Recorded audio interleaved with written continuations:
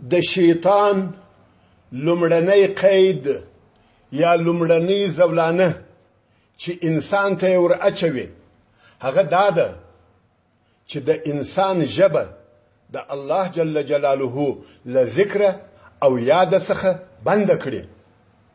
د الله جل جلاله ذکر او یادول پریږدي.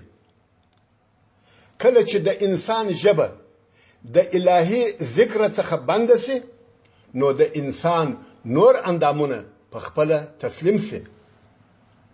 الله جل جلاله د سورة المجادله په 19 نمبر آیات کې فرمایي استحوذ عليهم الشيطان فأنساهم ذكر الله أولئك حزب الشيطان ألا إن حزب الشيطان هم الخاسرون.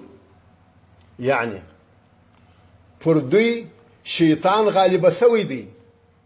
شیطان پر دوی تسلط پیدا کړی نو له دوی څخه یې د الله جل جلاله ذکر هیر کړی.